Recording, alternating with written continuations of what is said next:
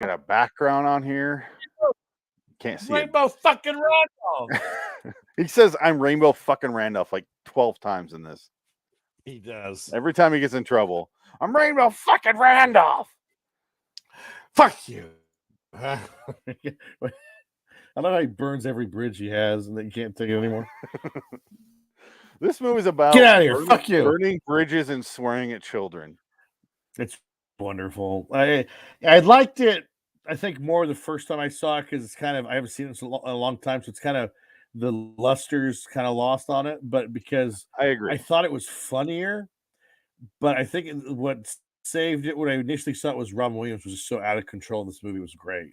Yeah, he is the best part of this. I mean, he is this movie. Just let loose. He's so much fun in this movie. I love it.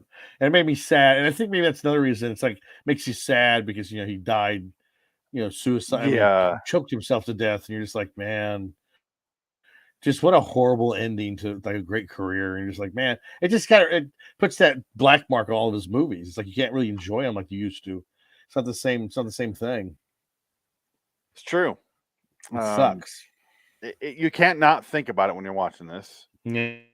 But I still enjoyed myself quite thoroughly this entire movie. Oh no, it's funny. And just the idea, the concept is so funny. It's basically children's television is just filled with reprobates and degenerates and awful scumbags and criminals. And Ed Norton, really the weakest link in the chain in this movie. That character could have been anybody. Yeah, they could have gotten any actor, anybody. Yeah. I don't know why. And you know how much? Okay, the budget on this movie, I say 78 million. I think it was 50. Okay, made 8. No, I understand it's a big tank. That's why we're here discussing it. Yeah, exactly. But I actually thought they'd spend more just because of the two actors. Well, it's well, at that point, Ed Norton wasn't really a superstar. He had done American History X and he did Fight Club and The Score and Italian Job. But those like only the Italian Job was the only one that was a big hit. Fight Club wasn't a massive hit. Actively did not want to be there for Italian Job. He did not want to be Italian Job, no. I think he really wanted to do this movie though, because I feel like this is Ed Norton. This is up Ed Norton's alley. Yeah. His personality. This is really what he would do this in a second. I have one note for regarding. Sorry, go ahead. No, I was just gonna say, what's funny about this movie though, because I noticed it, the first like 30 minutes of the movie is directed so differently from the last hour. Yes. It's like two I have different that movies. written down as well. Stylistically, it's all over the place on purpose. Yeah, but let's get our intro out of the way. Yes.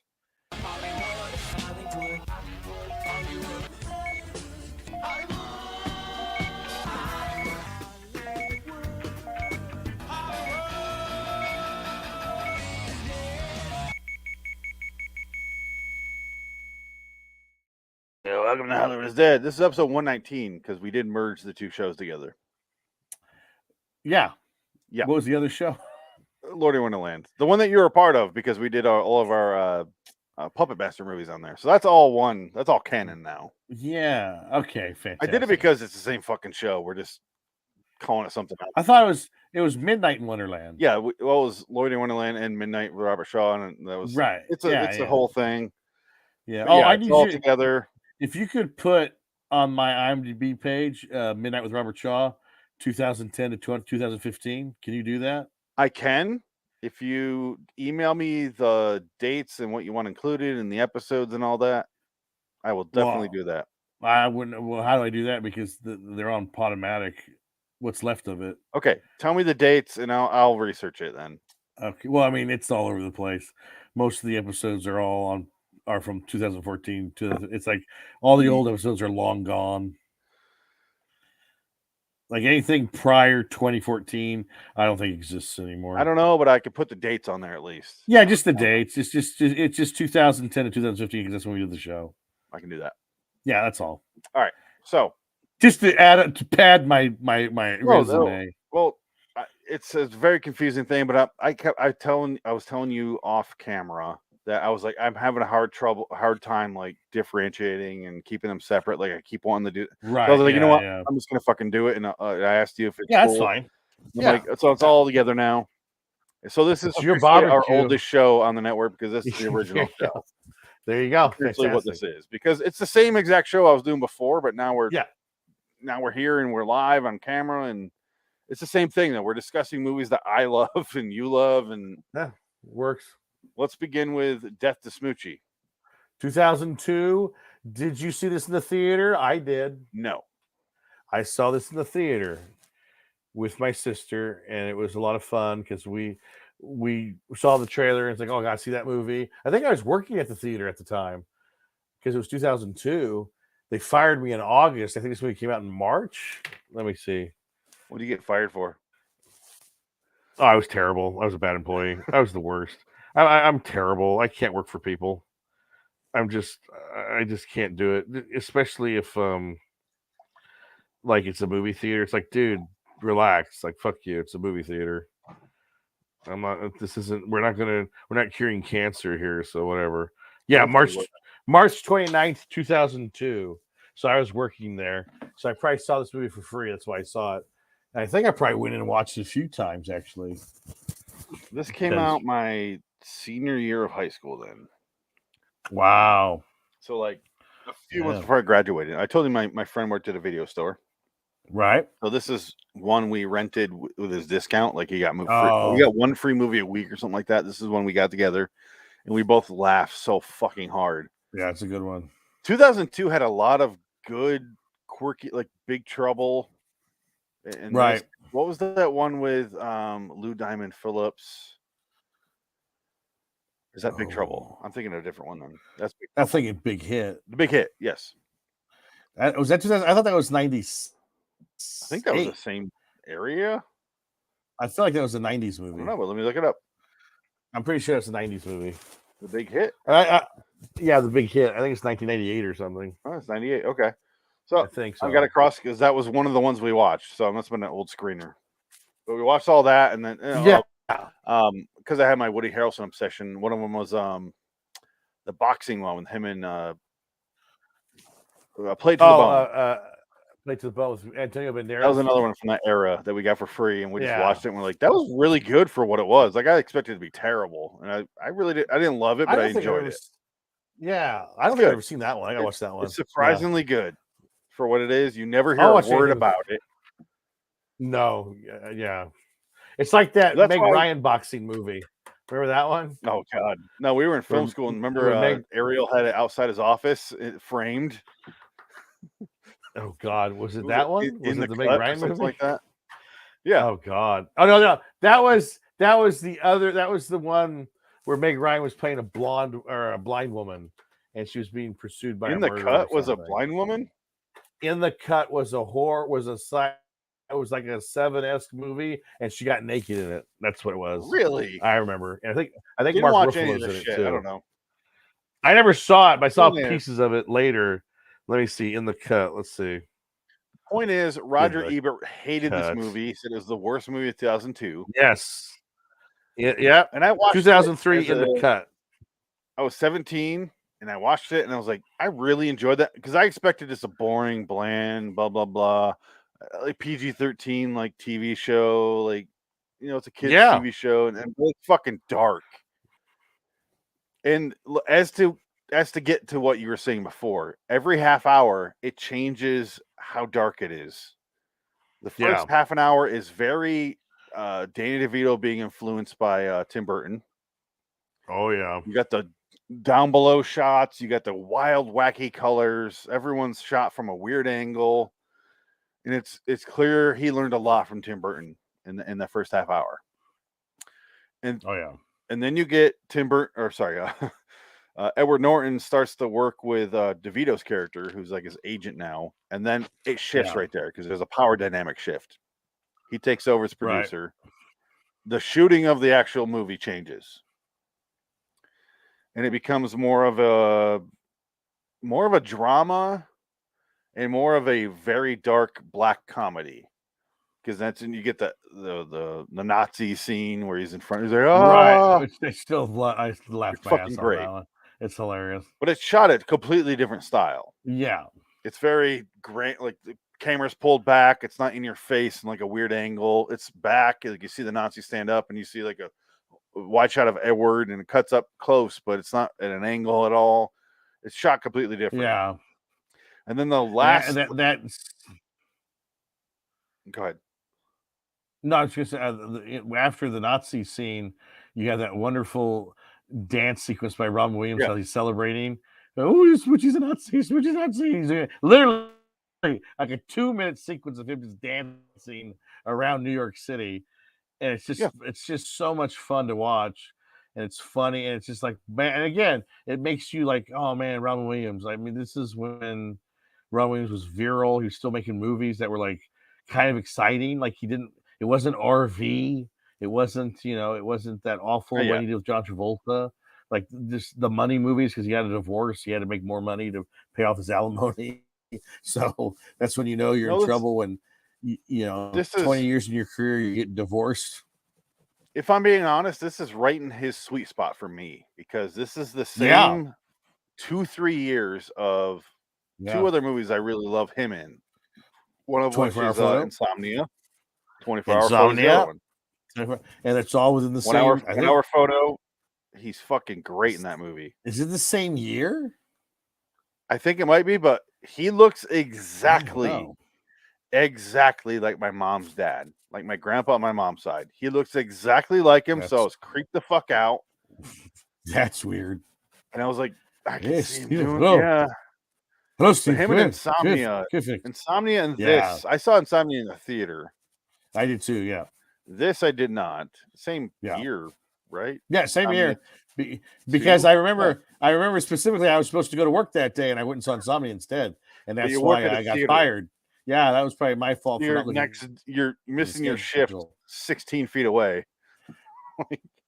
Well, I mean, I didn't live in town. This is back when I lived like 25 minutes away in the country. I had to go to the town Modesto to work on your almond farm, basically from the almond farm, basically.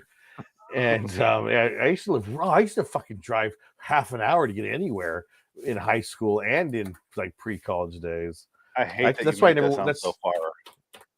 Well, I mean, it was far enough. I drive an hour and a half to work and 2 hours back, I'd say. Well, that's because you're grown up now. I know, but I'm just saying it's. I couldn't go to high school parties. You could have. You just didn't want to drive for 22 minutes. It sounds like it was too much out of your way on a Friday night. It was too much out of my way. I didn't care enough. I didn't care about popularity. Would it help that you weren't invited? That probably had a lot to do with it. Yeah. I think I had Thursday night. The Simpsons. The typical Hollywood or not Hollywood, high school thing where I don't give a shit what the popular kids are doing. Let's go drink a bunch at Michigan State University, and that's it. Like that's all I cared about. Like, see, you lived by like a real college. I lived nowhere near a real college at all. Well, even that real college was 40 minutes away, I'd say. Yeah, from where I was. So, but you'd be like, yes, 40 minutes. I'll be the fuck out of here. A town of 600 people. That's where I grew up. So I'm like, yes, let's drive 40 minutes. I don't give a shit. No. So that means to go watch Insomnia, I had to drive the other direction from Lansing. I had to go to Grand Rapids, and I remember watching this Insomnia in the theater. And when I watched Death to Smoochy on DVD when it came out, probably VHS. Let's be honest. I was like, no, okay, yeah, I would have seen this in the theater. I really do. You should have kept that VHS because fuck, the VHS is more expensive than the DVD. Oh, we didn't own it. It was the rental. But yeah. Right. You are right. I looked up the prices. It's $60 for a VHS and $20 for a DVD. And it doesn't even exist on Blu-ray. It never went to Blu-ray. Which is kind of fun. It's like I wish Shout Factory or Arrow or one of those companies, Vinegar Cinema or whatever it's called. Why don't you guys re-release that with a bunch of special features and a retrospect, 20 years later, Death to Smoochy and all that shit? Well, it's because of the studios and ownership. That's all. Guess. I mean, because nobody actually fucking owns, the Devil's blah, blah, blah, the movie. and people own this like an actual studio does. They just sitting on it like greedy pricks. Yeah. You know how much you can make on especially for a cult classic like this. This is officially a cult classic. Yeah. It's not. It doesn't have the classic status that like The Room does, but honestly it should, because I think this movie's fucking great. Yeah, 2002 banner year for Robin Williams. 1 hour photo, Death to Smoochy, Insomnia, all the same year. Literally what I just said. Yeah, but it really fucking is. I think this is his best year as an actor for me personally. Because I did see Good Will Hunting in theater too. My aunt took me to see that. Right. I talked my aunt into taking me to see that, and Face Off. Oh, your same second favorite movie of all time.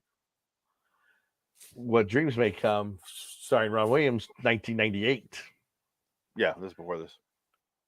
Well, that's my favorite Robin Williams movie, but this is his best year as an actor, because all three movies very different. Yeah, I would say, yeah. And he makes me okay. In 1 hour photo, creeps me the hell out. Yeah, it's kind of it's like a focus feature movie where it's a very limited budget, very not a lot happening, but it's a character movie, which is what Focus Features does. I don't even know if that's a focus feature movie. I'm just saying it might as well be. Right. The other one is Death to Smoochy. This one makes me laugh, and I feel bad for him at the same time, but also you're like, fuck that guy. He does a lot of back and forth acting that you're like, fuck that. Oh, poor guy. Like, he just wants to be liked and hates this rhino because he just wants to be loved nonstop. But also, fuck that guy because he's crazy. And then you get Insomnia, which you're like, oh, you feel like bad for him because he just wants to be loved in that movie. And he kills a woman on accident, and he's trying to figure a way out of it, and he's like pleading to Al Pacino, like, it was not on purpose, I promise you. Like, he cleaned her fingernails before he got rid of the body. He shampooed her hair. Well, he goes, you ever have someone laugh at you, Will? Yeah. Someone laugh at you in such a distasteful way. He's just there in phone calls. I just lost it. Yeah.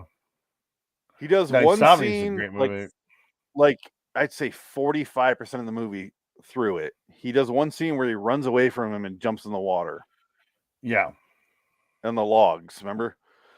Oh yeah, that's it. And then he's not in another scene until the very end of the movie. Other than that, he's on a phone. Yeah.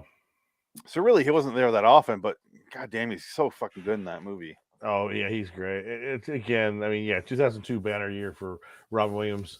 I'm trying to see if he had another year like that. I'm looking at his credits. You get Robin Williams will forever be tied to two other comedians to me who did drama movies and comedy movies, and I never once give a shit about their comedy movies. And that's Jim Carrey and Adam Sandler. I don't give a shit about Adam Sandler's comedy. He's really solidly fucking good in his Paul Thomas Anderson movie. Yeah. And then Jim Carrey is really goddamn good in his serious roles. And there's a bunch of those. And we talked about one a few weeks ago, or last week, or the hell that was. Man on the Moon. Right. Man's a really good, legit actor. And all three of these guys are the same. But unfortunately, all three of them actually went back to making comedies, and it's kind of sad because they clearly didn't want to be there. Eddie Murphy might be one as well. I think they went back to comedy because it was to pay the bills. Like I said, the problem was Robin Williams. He would have he'd get a divorce every 25 years in his career. It was drugs. Well, no, but the wife costs money. When you divorce, half your money goes to your wife. So why was he getting married all the time? Because they're stupid and they fall in love. Because he was high and didn't know what he was doing. It's going to work this time. It's going to work this time, I swear. I don't think... Yeah, but this is my personal opinion. I don't think Robin Williams ever fell out of the cocaine era. I don't know. I feel like he drank, though. I think he was... I don't know. I feel like everybody did coke in the 80s. That's just a given. I mean, everybody did coke. Yeah. Everybody. He clearly did. Everybody. Scorsese took longer than expected to get out of the cocaine era. Scorsese, New York is all cocaine. Scorsese, and that's why it's on and then our list of movies to talk about. Beat it. Yeah, I need to watch that one still. I do need to watch. That's on our New list York. here of that we're gonna get to eventually. Yeah, I need to watch it because I just I think next week is your turn to pick a movie. I think I don't remember who picked this one, but I'll blame me. It's kind of both of us, but I'll blame me. I think it's and both you of can us. pick next week's movie. Yeah. Okay. But yeah, but again, another great part where speaking of cocaine, Vincent all over the place. Chalier, doing the I snorted half of the poppies in Afghanistan, and then he goes, "I never saw Paris." When he dies, Vincent Schiavelli. Vincent Schiavelli is fucking amazing in this. I never saw Paris. His dying words, and it does it's totally. Do you not see the Tim Burton influence there? I almost feel like that might have been a Hitchcock. It was. No, it definitely was the Vertigo, but it also the Looney Tunes music and the setting of that scene was very like Batman with the theater. Yeah. All that. It was so okay. I'm all over the place, but will it surprise you to find out Vincent Schiavelli, guess his age in that scene in this movie? Oh Christ, that'd be 55. Wow, you're way closer than I was. You went over. Oh wow, he's younger than that. He's 54. Oh, but I was like, what's he like 60, 63, 64, 50? Oh, okay. And I found out I was researching into it when I was watching the movie. He has Marfan syndrome, which is why he has like the sunken eyes and he's like the elongated features, that sort of stuff. And I was like, oh, that must be what killed him. Then I look it up and I'm like, oh no, he died of cancer. The fucking man could not get a break. No, he's so good. He's a great character actor that we should have included on our list there in a previous episode. I think we did. We mentioned him, I think he was an honorable we talked mention. About him, yeah. He was. Yeah, we talked about him. He's like one of Danny DeVito's best friends and didn't last too long. Because he was in Man on the Moon that we discussed. He was also in he's in Taxi as a I think he's uncredited back then. But he's known Danny for fucking ever.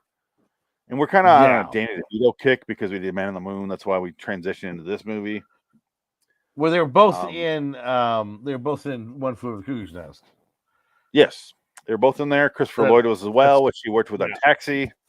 Yeah, Danny DeVito has a whole when you talk about like Bill Belichick, his coaching tree. Danny DeVito is like that for acting. He works with people consistently. Yep. And he was with Michael Douglas for a long time, doing some Romancing the Stone, Jewel of the Nile, and then War of the Roses. War of the Roses is when he directed. Great movie. War of the Roses is a pretty decent flick. That's a good one. That's Throw Mama from the Train. Throw Mama from the Train is hilarious. Awesome. It's a hilarious movie. One of my favorite comedies. Yeah. Should we talk about that at some point? That one might be the one we should talk about next. Okay, because I agree. That is a very underrated movie. That's like TBS or TNT, whichever one shows it. It's on. It's on, and it's on. It's on Amazon right now. I think streaming. Okay, I'll add it to the list. It's always on somewhere. Somebody's always got it. War of the Roses is good, and they have a little. Danny does a little tip of the hat to that movie because at one point, Kathleen Keener throws the frisbee at Edward Norton. Yeah. When you see it flying toward him. Same thing happens in War of the Roses. Yeah. War of the Roses is fun, but that's like a classy picture. It's War of the Roses is a dark comedy, but I think it was maybe a little bit ahead of its time because it's so dark. Should I add it to the list? We could. People don't know what the fuck that is. It's interesting. It's a different movie. Here's how I'm looking at our episodes from now on. Do millennials know what the fuck we're talking about? Ooh, yeah, it's better. So War of the Roses, I'm gonna put in the list. Yeah, that's fine. Because War of the Roses, it's Danny DeVito telling the story, but with the longest cigarette in history because he's smoking a cigarette and he's telling the story as he smokes a cigarette because I haven't smoked in 10 years and this is why. And he tells the story and it was a cigarette in a case, and he smokes it. And I thought, wait a minute, that cigarette's 2 hours. It takes 5 minutes to smoke a cigarette. We tell that story in 5 minutes, my asshole. Yeah, unless you had a Marble 6000. I don't. Yeah. Oh, I don't make it like they used to. Whoa, it's a lot of tar. I don't remember enough to know what you're talking about, but I can see that. Yeah, because I recently rewatched it. It's been a long time since I've seen that, but I remember liking 4 it. or 5 years ago. Yeah, it's a different. It's Kathleen a different Turner movie. Kathleen Turner, Michael Douglas. Yeah, yes, it's I remember the same that. crew from Romancing the Stone, basically. Yeah, not the Jewel of the Nile. Jewel of the Nile was a sequel to Romancing the Stone. Not I watched those growing up, and I was like, sequel. Oh yeah. I like have Romancing the Stone now. No, Romancing the Stone's good, but that's the Robert Zemeckis movie. Yes, and written by Lou Dobbs, who's a great screenwriter. See, I remember watching Romancing the Stone a lot, but I have zero memory of it now. Even Brothers had bastards. Yeah, I can't even tell you one fact about that movie other than the cast. Like that's it. Like that's where I'm at with it. That's another movie my family will quote with each other. Oh, interesting. Lines from Romancing the Stone. Oh, really? Brothers had bastards. Brothers have bastards. No. Even bastards had brothers. I'm sorry. Okay. Even bastards had brothers. How does that work? That's right. Okay, my dyslexia. And then the other one is too happy. That's another one. Okay. There's this scene because she's looking at all these different men, and this guy's laughing, and she goes, "Oh God, too happy." And I love Kathleen Turner. She's wonderful. Serial Mom is a movie we should discuss. V.I. Warshawski. I will add that. It's it's the movie I fell in love with Matthew Lillard with. Yeah, no, that's a good one. Okay, I'll add it to the list. Yeah. Okay, so anyway, John Waters. Let's actually talk. Yeah, that's true. Well, I love the don't wear white shoes after Labor Day, and that's why she kills a person. Because they wore white after Labor Day. But I just need to say, mention with Death to Smoochy, Catherine Keener. I love Catherine Keener. Oh my God, she's such a weird sexy. She's weird. like okay, I'm gonna say way too much here without really saying anything. Yeah. You know how like one of the most popular categories on Pornhub is like stepmother. Yeah. Catherine Keener, I watch her scenes and I go, I get it. Yeah. Because she doesn't look like my mom. And I don't want to fuck my mom. Oh. But I look at her and I go, she looks like someone's mom. And I'm definitely interested. Spike Jones knows what he's doing. He's got me into her. Because she's worked with him a bunch. Oh yeah. At this point, she's been around. She's been around a long time. Oh yeah. She was in the first time. Well, not the first time, but I discovered one of her first movies, Living in Oblivion. Yeah. Great movie. Peter Dinklage's first movie. Steve Buscemi's in it. Her husband at the time, Dylan McDermott, or Dilbert she was married to him. Mulroney. She was married to Dilbert Mulroney, I think, for a long time. Oh, I thought you were going to say Dylan. I was sad to hear that. Dylan McDermott. I think it's Dylan McDermott, right? Is it? Yeah, Dylan McDermott. McDermott and Mulroney, because there's a difference in the babies there that they make. Shit. Okay, no, it's the guy that was in Zodiac. He was the police chief. Was that Mulroney? Was that Mulroney or McDermott? McDermott's the one from American Horror Story. Dylan McDermott is the one that was in American Horror Story, but what else was he in? Oh, was he in more Nip of a TV actor? Yeah. Oh, that's right. Yeah, he's in Cloverfield's Killer. Yeah. Okay. Yeah. Yes. That's Dylan McDermott. I like him more. Yeah, Dylan McDermott. Yeah, he's more friendly. Dermot Mulroney's more of a side character in movies. He's more handsome, but I don't think he's as good of an actor. Right. Yeah. No, but she was married to Dermot Mulroney. Yes, from Zodiac, not Cloverfield. Okay. He is more attractive, so their babies would be pretty fucking good. I think she has one kid with him, I think.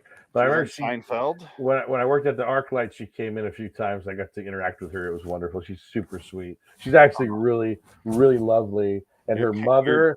Your mic has turned off. Or I can hear you talking, but... Okay, talk. She's very, very just wonderful. Bad. Really? You work on that and save your story. Her brother. I do want to say, hold on. Your Just give it 10 asshole. seconds. She was on 8mm that we watched already on Nick Cage Cast. Being John Malkovich is the movie that caught my eye that she's in. Oh yeah, because that's when I was like, oh, Spike Jonze, who the fuck is? Because I was in high school, and I was like, okay, and you're into the weird shit. So that's when she caught my attention. Yeah, I saw her in other things like if the Walls Could Talk, which was an HBO movie or Showtime movie or something. I watched that. Movie. Yeah, it's an abortion movie. It's all about coat hangers. If you're into that. She was in Out of Sight, which is another movie I have on my list. Yes, solely because a great movie. Nobody knows what the fuck that is, and I want to rewatch it. That's the only reason it's on my list. Another Dan DeVito produced movie. Dan DeVito, and of course, George Clooney, the big man. No, Steven the bigger Soderbergh, man. Ving Rhames. Soderbergh.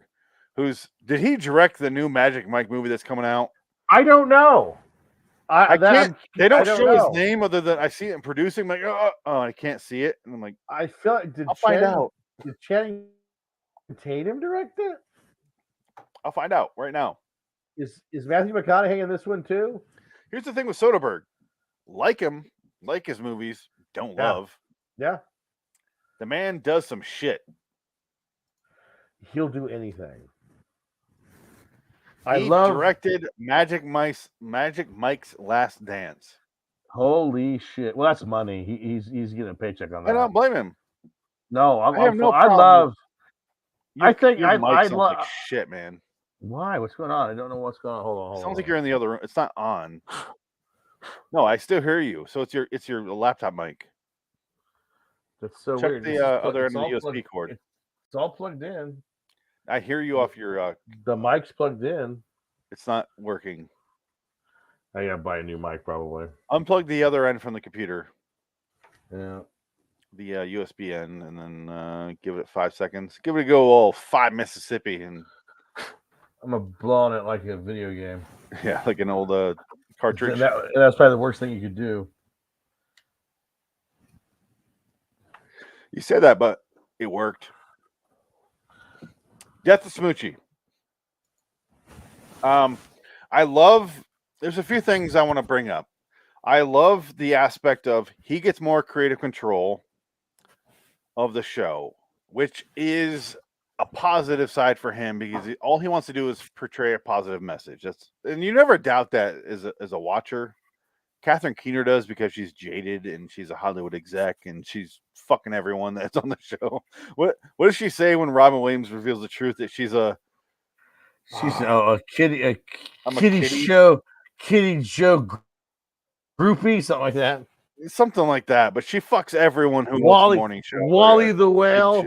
Wally the Whale. How do you do Wally the Whale? Blowjobs, matey. Yeah, it's a chance there for she Robin blows Williams to do a bunch of impressions. There she blows, matey. But then, okay, so you never doubt that he's this, which is fine. He's the constant in the movie, which the movie's focused around, which is everyone but Edward Norton is awful.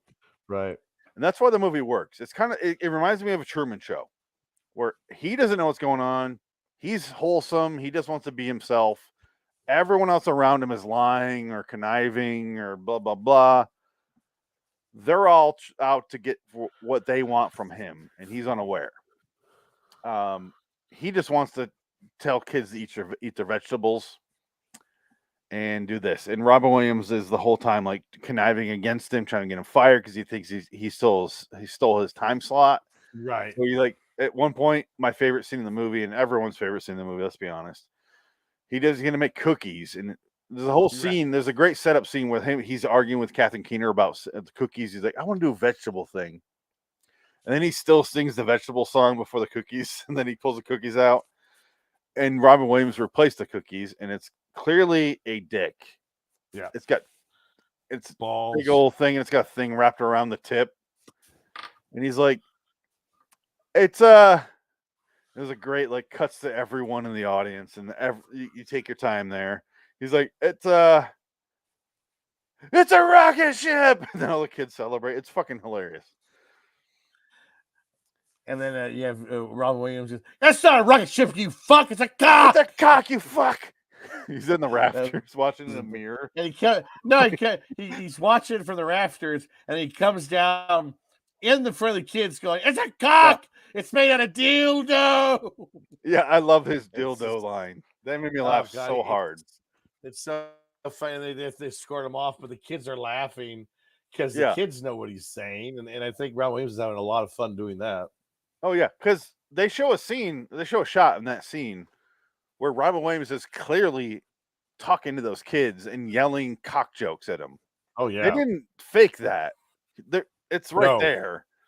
Like you see the expression on the kids. All the kids' faces are like they're laughing because he's saying these bad words. Like it's Robin Williams making kids laugh by saying dick jokes. And that's what you're watching. And that's what makes the movie so entertaining, is because reality is crossing over into the fiction that they're presenting, because it's supposed to be dicks. You know what I mean? I won't go into detail. Yeah. But it's an amazing scene, because the movie is in its entirety, if I could boil it down to one thing, is Robin Williams' desperation to be loved and his betrayal by the studio because he was caught doing something that I don't think should be illegal, which is parents paying to have their kids on a show. Why the fuck is that illegal? Right. Well, I mean, it was just another. It's not a game show. This isn't quiz show. Yeah, exactly. It was a way to get rid of his character. I mean, it makes sense. We don't need John Turturro to show up. I don't. Oh, yes, we do actually. We do, but your mic is not at all. It's all. No, it's not working. No, I gotta get a new one. I can still hear you just fine. I'm gonna get a new one. This is bad. It's just, I think it's ran its course. I would send you stuff, but I don't have USB mics anymore. I wouldn't. Yeah, that's all I got for this computer, because all it has is USB ports. In order to have the XLR ones that I have, you have to have a mixer. So. Oh, that's why. I ain't going that far. I don't blame you, but I have mine down here, and I don't even think about it. So I also bought it 10 years ago at this point. Yeah. A mixer, shit. I don't even know where to begin. You know what? You sound the exact same right now. If you're leaned forward like that, I don't even notice the difference. It makes me wonder if your mic ever worked. It probably never has. Yes. I don't think this light's been on in years. Because you sound the exact same as you normally do. There you go. Well, never mind then. This sound fantastic. This is a big waste of time. I'm going to unplug right now. What about now? How's it sound? Do you still hear me? Did you do anything? I unplugged it from the computer itself. See, that makes me. I don't think your mic ever worked. You're probably right. Well, that was a big waste of time. Have this thing stand for years and years. Yeah. Well, good night, sweet prince. You know what though? You remember when your mic stand would fall over and it would be like, oh, it makes me think it just moved the laptop that you're on, and that was it. Maybe that's why it doesn't work anymore, because it just fucking broke. And that's what broke it. It's just dead. No, I'll say this. Well, you don't even need a mic, because your laptop mic sounds fine. The mic is dead. You just can't lean back at all. No, I have to be facing. Yeah, it's great. I'm right in the screen. You can see my eyes. My bloodshot eyes. Can I get a couple things out of the way? Yeah. I love that the movie is mostly about an ice show. Yes, Harvey Fierstein is the evil guy behind the Make a Hope Foundation for kids charities. I wrote down Harvey Firestone, bad guy because of voice. Yeah, that's it. Listen, you bastard! I'll suck your cock. I'll fucking kill you. My lawyer, not my lawyer. We worked together in Birdcage. We were in Mrs. Doubtfire together. That was the last time I worked with Robin Williams. Weren't they in Birdcage together? I don't remember. I don't think I've seen Birdcage. Oh, really? You're thinking of Nathan Fillion, or not Nathan Fillion? I know Nathan Lane's in that. Nathan Lane. Yeah, I thought okay, but definitely Miss Doubtfire. That's probably Mrs. Doubtfire. Yeah. Oh, can you make me a woman? Oh, honey. Uncle Frank and Aunt Jack. That's what the best line was. Who did this? Uncle Frank and Aunt Jack. My biggest note for this episode, and this will be something probably only you know what I'm talking about. Edward Norton reminds me of Mike from MST3K. A little bit, yeah. There's a little bit of that. You see what I'm talking about? Gee whiz, yeah. He's doing. Ah. Oh, let's go. And I don't know. He's just doing a thing that I'm like, this. It's like bad acting. Like Mike can't really act in real life, so he's doing a thing. It just reminded me the entire way through. And then Mike, if Mike ever got angry, it would be that scene where he brings the gun to Danny DeVito's head. He's like, "I'll fucking kill you!" And he goes, "Oh my god, what's happening to me? Oh no, you fucked with the wrong rhino." We didn't even talk about Spinner. I love you, Rhino. Smoochy. Okay. I gotta take a crap. Did you look into the IMDb trivia at all for this movie? There's not much there. I went a little deeper today before we started recording. Yeah. Because one of them was like Danny DeVito did an interview or whatever you call it, an audition with Henry Rollins. So I went and I looked up to Henry Rollins talking about that interview, that audition. And I love Henry Rollins. He's like he's like Rob Zombie to me. Right. Love the man. Don't give a shit about anything he makes after that. His art is shit to me. Black Flag is a fucking terrible band. And I'm a punk guy. Black Flag is fucking terrible. And Rob Zombie's fucking terrible at anything he does other than talk and be himself. But I love the two guys. But Rollins is like a stand-up comedian without realizing. He's kind of like Kevin Smith. Right. You just do a whole show off the top of their head. Yeah. But he talks about the interview. I keep saying interview audition he did with Danny DeVito for that role of Spinner. And he goes, he's sitting in an audition room and he's like, "I'm fucking nervous. My stomach's in a knot." And I'm like, "I'm not getting this role. All I can do at this point is be memorable." He's like, "I went in there and Danny's holding a camera and he's like, you're gonna do the lines to my assistant." And he's like, "All right, got it." He's like, I'm in my head, I'm like, I'm a 5-year-old excited to meet my idol. Got it. That's what Spinner is. All right. And then he's like, "All right, action." And then he goes, and I picked up a chair immediately and threw it across the room. And if you've seen Henry Rollins, he's a big muscular dude. Yeah, he's a big guy. Threw it against the wall and he goes, Danny DeVito freaked the fuck out, ducked down, and his assistant ran out of the room.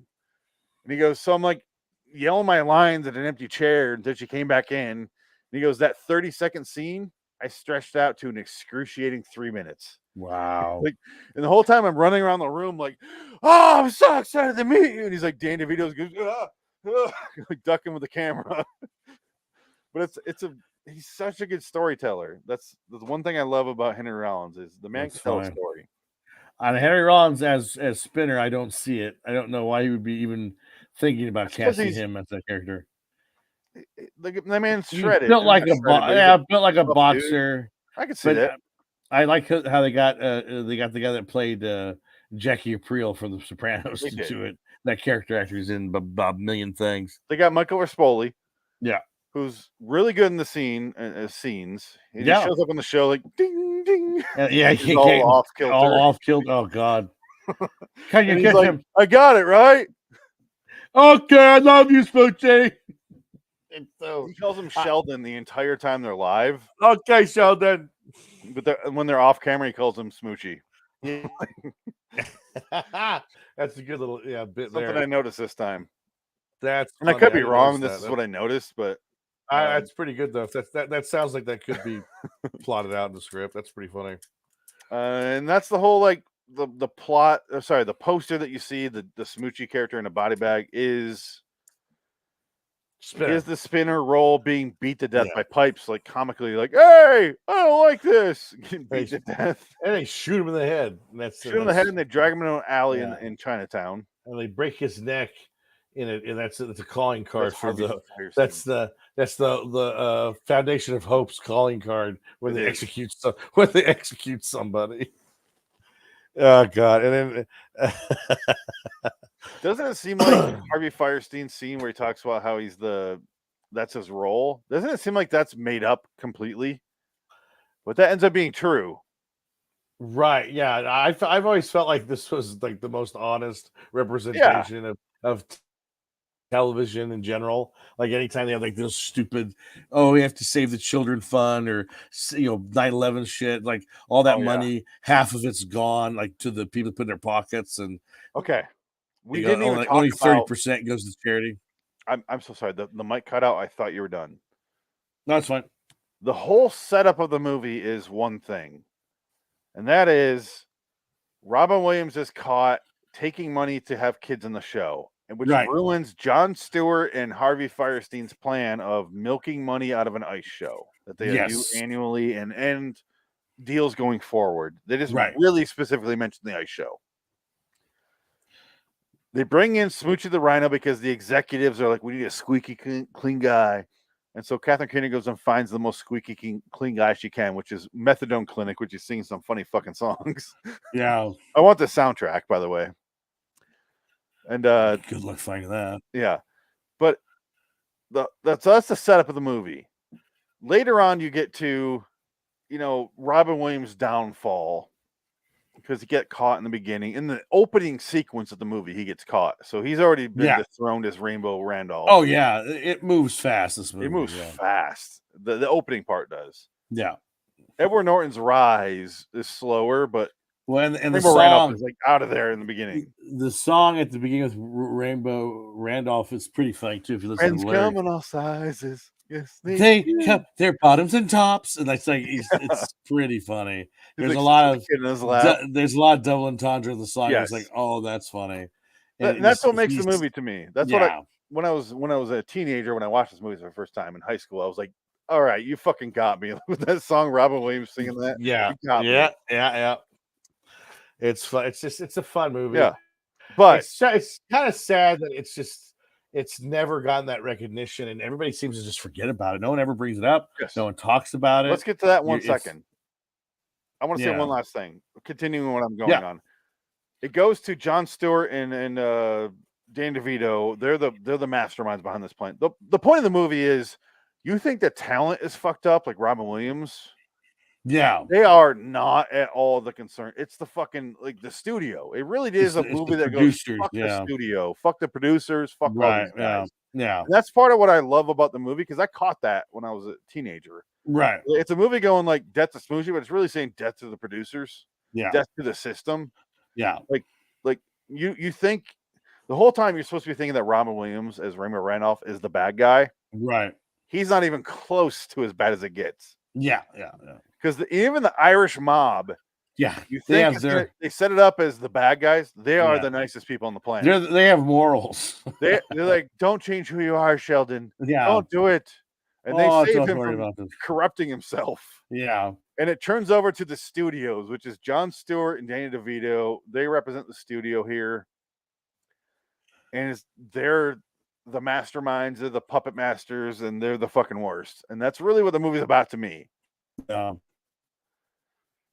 let's get to your point, which is, why is this movie so overlooked? And no one ever brings it up, no one talks about it. It just movie. People just miss it right away because they think, oh, it's too dark. You're cutting up pretty bad here. Hold on one second.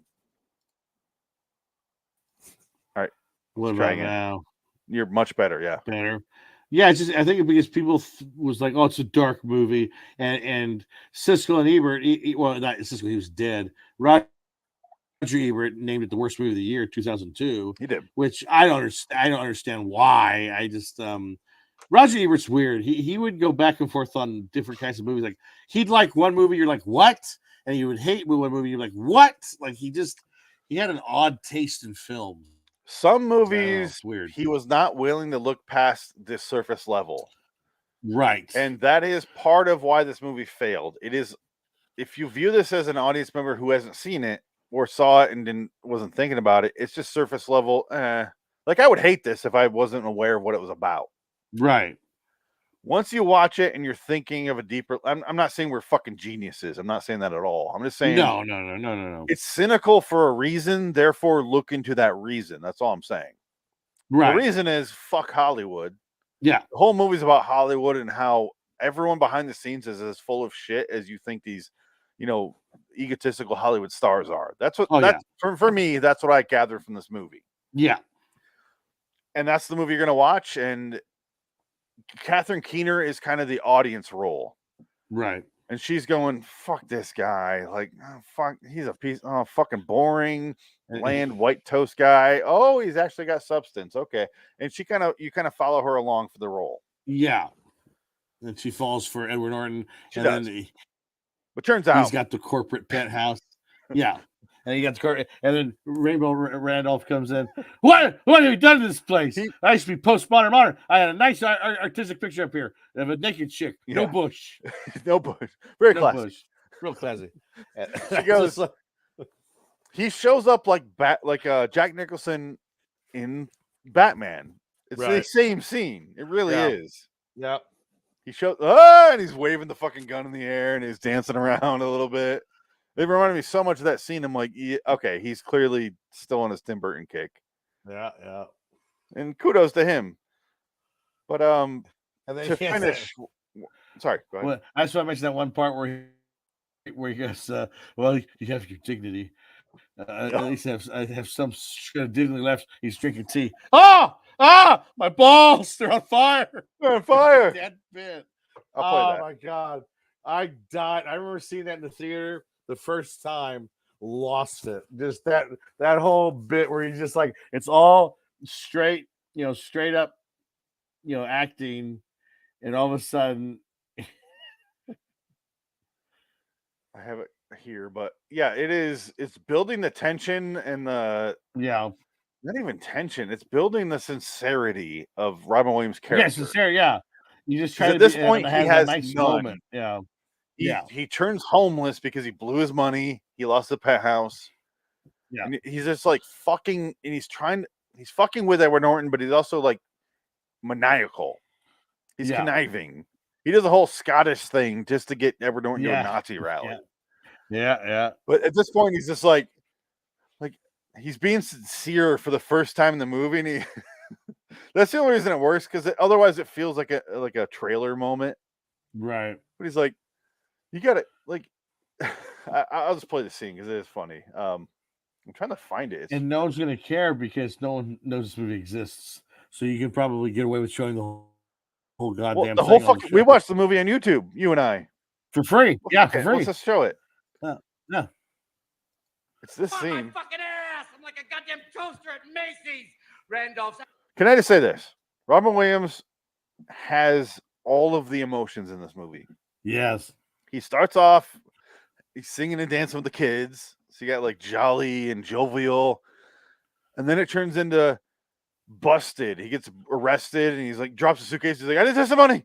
Like denial, and then it turns into him like conniving and like evil for the most of the movie. He gets very sympathetic when he's about to immolate himself. Right. That's I want to mention. This angel came to me and she's this little girl.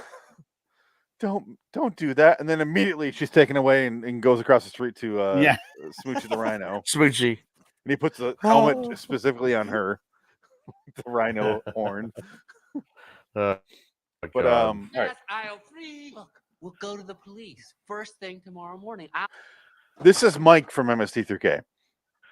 I'll explain everything and it'll all work out fine. Just trust me, Randolph. Oh, no. Do not start with your magician's tricks, young Moses. Do you see what I'm talking about? Yeah. He's like to the back row. To the back of row. I will act. Young Moses. Because Mike is not an actor, so he would just do what I think I'm supposed to be doing right now. Well, he's doing his Yul Brynner accent right here. Young Moses. Yeah. Especially when he does the pot of the sea. Yeah. You are my slave. And Yeah. this is my kingdom. Rainbow Randolph is the man. Yes, oh yes, he is. He's the prince of Rainbow Land. I want that jacket. But this is the scene exactly what I mean, because it sounds, you could watch this as a comedy, but really, if you pay attention, he's doing like 4 emotions at once right here. Yeah. That's very underrated. This is his breakdown as a character. He's losing it. He's losing it and beyond the point that he's lost it before. And he's going to be redeemed because, they take the gun away. He says, I'm sorry, blah, blah, blah. Because they believe him. They know he didn't do it. Yeah. They know he didn't do it. They did. He admitted immediately that he set him up for the Nazi rally, which is redeeming as an audience member. Yeah. Because he folds immediately to the Irish mob. Oh, yeah. I did it. I'm sorry. He's such a pathetic character Yeah. that when it gets to here, you're like, I don't believe he's going to shoot these people. Right. Yeah. He has no spine, and that's kind of the point of the scene. And yes, oh yes, he. Because look at them. She's not scared. He's scared because there's a gun, but she's streetwise. Right. She knows it. She knows him. She knows him. She fucked him. He doesn't know that yet. Fun here, laugh. I'm curious to see if we're going to get shut down on YouTube for this, but I'm going to play it. There, here it I don't is, think their so. song everywhere is fun, rainbow, is the key. Look at that. Okay, seriously. Yeah. It's so underrated. It looks like he's just playing a dumb guy, but he's so not. Can you imagine if you were to be placed in this role? You have to play sympathetic, scary, sad as shit. Yeah. And I don't know what else you need to throw in there, but that's so many different emotions, and he fucking kills it. Well, he's always doing the Fisher King, Fisher King character, Fisher which is King. again similar. And that why he didn't get nominated for an Oscar for that movie? Go fucking because the studio hates Terry Gilliam because he hates them. That's it. Oh, I think it was nominated for best screenplay though. Yeah, but It's a great Terry movie. Gilliam has made his opinions known about studios and the Academy. Oh yeah, therefore, he'll never, ever. Oh, he went off on Taika Waititi recently. Yeah, because Taika Waititi's doing the Time Bandits show, and he goes, he doesn't give one fuck about Time Bandits. He's just putting his name on for money. I agree. And it's going to be terrible. And I agree. He was pissed. He goes, I agree. Fuck him. Yeah. I like both guys. I love Terry Gilliam though. I like Taika Waititi. Yeah. I won't say I love him. I'm a little jealous that he got up inside Tessa Thompson. Oh yeah. But I get it. He's an attractive dude. She's an attractive lady. Do what you want. But I'm just saying Terry Gilliam wins this one. Sorry. Yeah. The man doesn't give a fuck about you or your plans to remake his shit. He never said a word about the 12 Monkeys show. No. Not that I saw. No. Because they were actually trying to make the show that he wanted. Like, but he didn't write 12 Monkeys. I think he wrote and directed Time Bandits. Like he had more invested in Time Bandits. I agree. Yeah. But also they were trying to let's make the 12 Monkeys show based on what he made. Sounds like the Time Bandits thing is not. It's just whatever. Right. It sounds like he's been boxed out. Is a little more right. Oh, absolutely. Oh, he absolutely was. He was never invited. Yeah. They just did it because they own the IP, which is that's what is that? Now. No, it's not Paramount. Time Bandits is. I have no idea. I'm trying to remember. I had it in DVD at one point. I think it was. Yeah. Was that MGM? No. Maybe Paramount. Anyway, is it? I don't know if it's an Amazon series or Hulu series. She's clearly not scared at all. She's like, this is what he's gonna do. She knows. Get the gun. See, get the gun out. Now he's crying. Edward Norton grabs it, but clearly Robin Williams' character didn't really want to fight. He wanted to act like he wanted to fight, but more than he wanted to fight. I want to act like the bad guy and hold the gun, but really, I know you didn't fuck me over. It's not you. That's personally what I find so interesting about the movie. Because he's blaming him the entire time, but it has nothing to do with him. Hey, just I want to go down in flames. It's too hot to grab me back. He wasn't going to do a goddamn thing if he grabbed the gun. No. You know that. He doesn't have it in him. He's such a pussy. Look at him.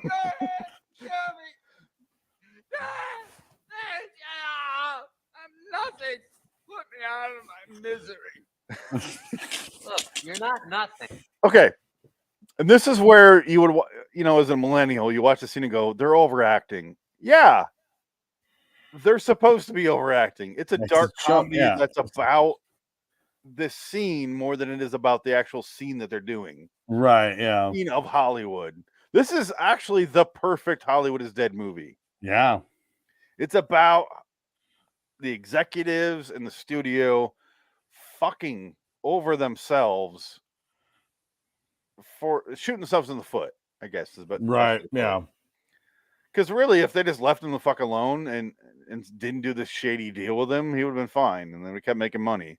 Right. Yeah. They had to get greedy and milk yeah. it, and then they're stuck with this guy who's not greedy. And they're like, how do we do with this guy who's a normal person? And then Hollywood loves a comeback story, which is why Rainbow Reynolds comes back and it's perfect. He gets resurrected and he's fine at the end. Outside. But keep playing. Yeah, I'll see the rest. I want to see that specific scene though. Why can't I find it? It's coming right here. It's a real thing. You're the real thing, Schmelding. They immediately become friends. I'm a fraud. I'm a wicked man who's done wicked acts. Wicked acts. Well, it's like the song says. I thought it was before that, because aren't they across the table from him when he says it? It might be before that. We all got our bad days. Yeah, it's before this. Yeah, this is the end of the scene right here. This is before they stand up. Yeah, it's right about. Oh, here it is. Yeah, keep your dignity intact. My balls are on fire. All right. Oh God!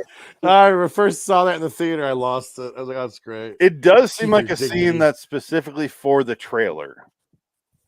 Yeah, but no one would say my Well, they work balls so well. in its trailer. They Oh, would've my been- balls! They're on fire.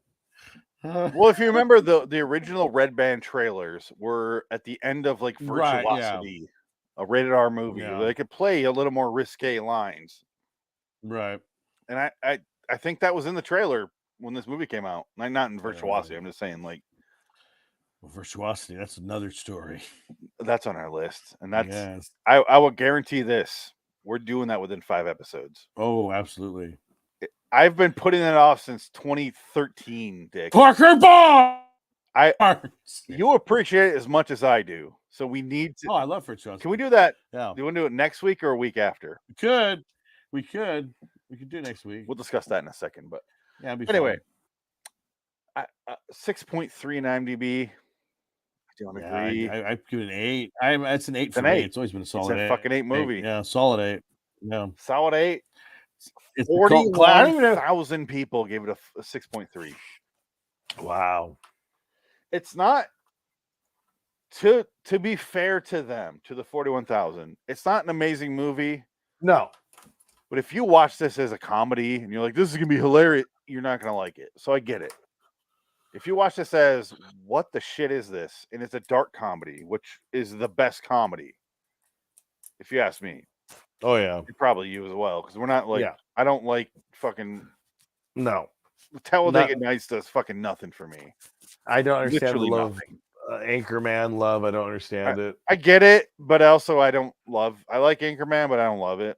Yeah. Like, it's a little too obvious, and then like, here's the joke. All right. But also I honestly don't want to like sit there and shit on people that do love it. No, not at all. Yeah. But this is it's a different level. I can see how you would watch this and go, stupid, not funny, blah, blah, blah.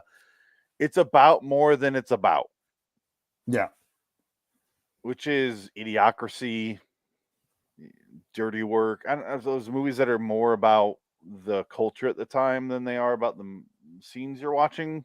Jury Duty, Son-in-Law. Really? In the Army Now. Kindergarten Cop. Yeah, You know. I'm trying to name all the Pauly Shore movies. No, this is more in line with the Coen Brothers movie than It is. It really is. Yeah, it totally is. It's a the Coen Brothers aren't even satirical or they don't do really social commentary at all. No. It's just a dark comedy where you watch. Yeah. This is like this is more like Barton Fink. Yes. Or Miller's Crossing. The funnier scenes in that movie than it is closer to like an old school or right. It depends on your sense of humor, which apparently 6.3 is the best we're going to get out of this country or the world. The world, yeah, right? It's international. But let's get out of here. What do you want to do next week? It's your pick. I'll chalk this up to me, just so we can move on. No, Virtuosity. Let's do that. That sounds good. I'll pick Virtuosity. Fuck, I'm so Let's glad do you it. picked I that. have it on Blu-ray. It's standing by. I own I'll it as put well. Yeah, I'll watch it. And I know that what's his name? The character actor who was in Heat. He's in Virtuosity as well. Which one? The character actor. He was Van Zant in Heat. Van Sant in Heat. Oh God, why am I blanking on his name? It's late. That's probably why. He was in Drive Angry. He's in a bunch of shit. You know him if you saw him. He's in Black Hawk Down. He's a character actor in everything. Fichtner. Yeah, William Fichtner. Yeah, Fichtner. I guess he said he did Virtuosity. They cut all the scenes out of the movie. He said, that's what I learned. Yeah, because he's only in one scene. He said, I shot that movie for like 6 weeks or 6 months, something like that. He goes, I was on that movie for all, and I realized they're going to cut all this out. And he goes, that's when I realized we're making movies. That's what happens. You'll get cut out of a movie, and these are the scenes that you're going to do that get cut out. He goes, that I knew that this was, I'm not going to be this movie when it's out. And he wasn't. And it's kind of funny. Is he the one that gets his neck snapped by his thighs when he's in the machine? No, that's Kevin J. O'Connor. Okay, thank you. And then the other guy, you're right. Yeah, the other Wiener guy who I don't know. I never saw him again, because there's the Wiener creator of the program, and then there's the Wiener engineer of the program, and then William Fichtner is like the William Forsythe's is the old cop buddy of another. This is the cast now. Shit, this is another character actor movie. No, it is one of my. This is why it's in my. Like, if I were to make a list of guilty pleasure movies, and like, this would be my top 100 if I factored in Cheese Factor. Oh yeah, this would be my top 5. And we'll discuss this when we get into the movie. This is the most, I think, accurate movie about the future that's been done. Because culturally speaking, a lot of things match up with this movie from the future. Yeah, there's like a lot of handheld cameras at the Sears that and Russell Crowe will have to compete between. And they have a lot of EC. Or they have a lot of. I'm telling you, we'll get into that when we see the movie. Parker goes to save his son, and because he rigged the door, gets only his arm blown off. Yeah, you're supposed to be dead. Ah! I'm 6.7. Just because I have the joy of killing your family inside of me. I'll say this: it is a Russell Crowe field day. Russell Crowe is fantastic. This is the first one where you're like, "Oh, that guy's a movie star." Yeah, this guy's a superstar. I saw this. He's awesome. When it came out, okay, we'll talk about that during the actual episode. I agree. We gotta go. We'll save that. We're an hour into this episode about Death. We are, and we gotta go out of here. Check out Death To Smoochy. Yes, on please. YouTube for free. Watch a couple ads. You're fine. Yeah, it's wonderful. It's not a movie that the ads are like, this is ruining it. You're not going to ruin the tension. It's just a funny movie.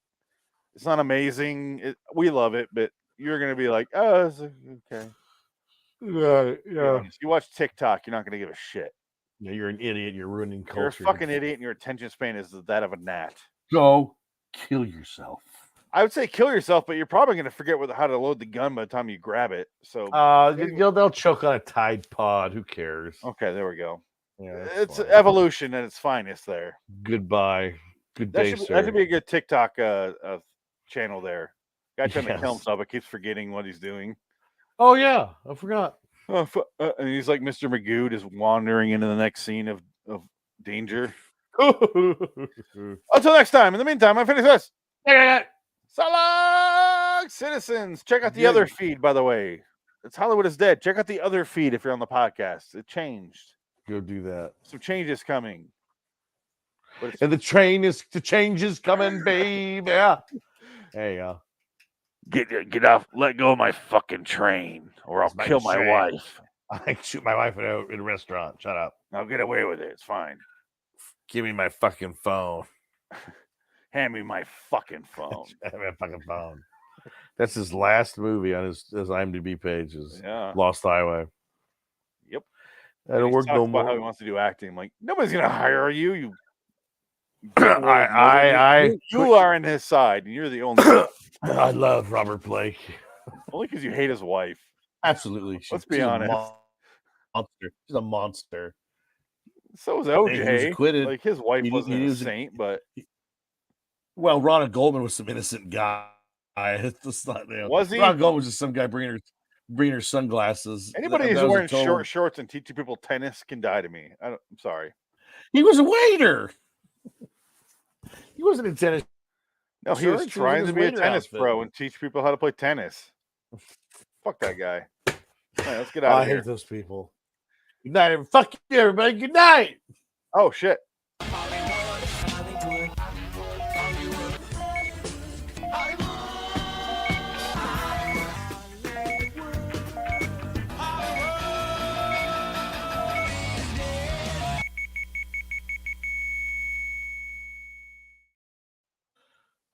It's dead.